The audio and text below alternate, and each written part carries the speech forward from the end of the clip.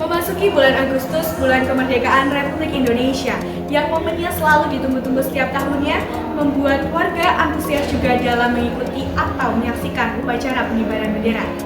Tetapi, tahun ini, upacara bendera ulang tahun Republik Indonesia ke-79 menimbulkan pro dan kontra di tengah-tengah masyarakat dan para pengamat kebijakan publik.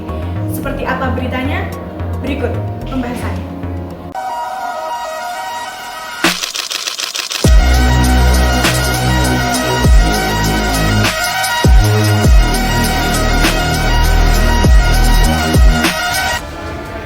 Sobat Berita, tahu nggak sih akhir-akhir ini lagi rame banget di media sosial dan di banyak artikel yang lagi ngebahas soal kirap bendera pusaka dan teks proklamasi nih.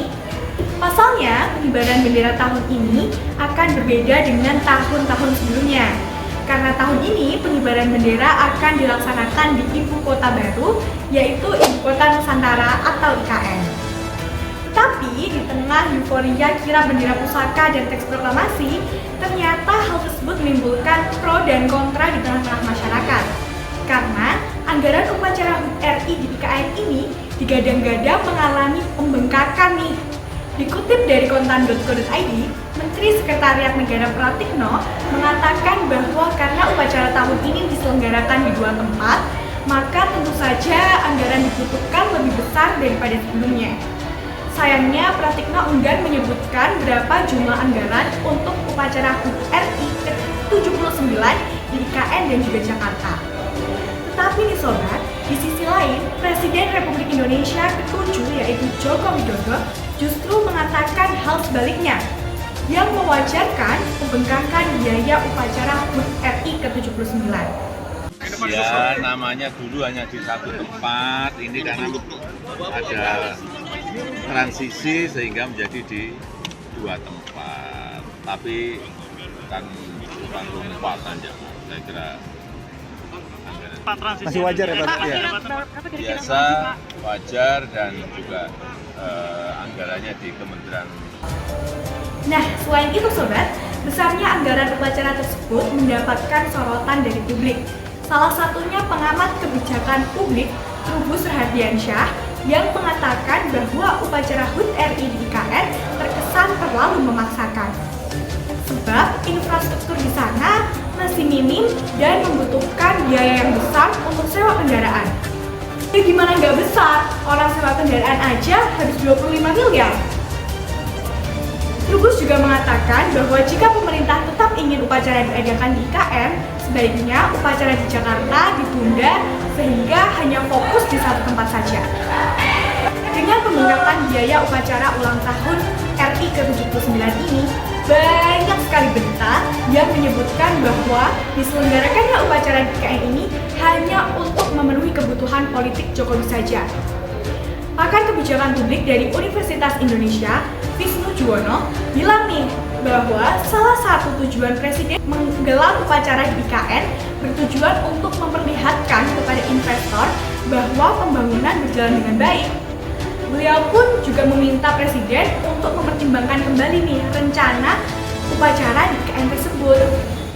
Meskipun mengalami pembengkakan biaya yang mungkin terbilang cukup fantastis dan mengalami banyak penolakan dari pakar pengamat publik mengenai diselenggarakannya upacara di IKN ini, tetapi penyelenggaraan upacara HUT RI ke-79 di IKN memberikan dampak positif bagi para pelaku usaha perhotelan dan sewa kendaraan di Balikpapan dan Samarinda.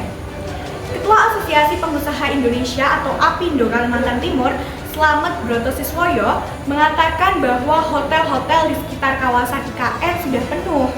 Tidak hanya itu, permintaan di sektor transportasi seperti sewa kendaraan untuk mobilitas dari dan menuju area upacara HUT RI di IKN meningkat drastis.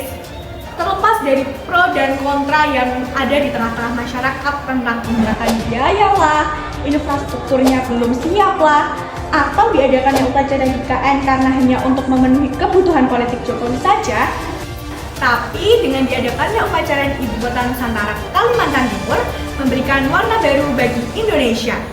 Dengan mengusung tema Nusantara Baru Indonesia Maju, HUT RI ke-79 menjadi sebuah batu loncatan besar bagi Indonesia. karena mengalami 3 masa transisi, yaitu menyongsong ibu kota baru, pergantian pemimpin negara, dan Indonesia Emas 2045. Dengan mengusung tema tersebut, diharapkan seluruh elemen masyarakat dapat bersatu padu dalam mewujudkan cita-cita bangsa yang lebih baik.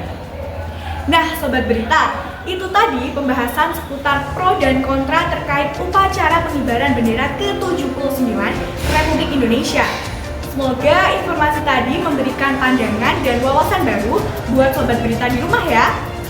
Sobat Berita juga boleh banget nih untuk komen di bawah soal gimana nih tanggapan kalian sebagai warga masyarakat Indonesia dengan diadakannya upacara RI di IKN.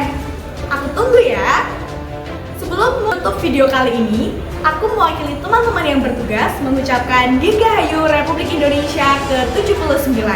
Semoga harapan dan cita-cita bangsa Indonesia bisa terwujud dengan baik dan bisa meraih Indonesia Emas 2045.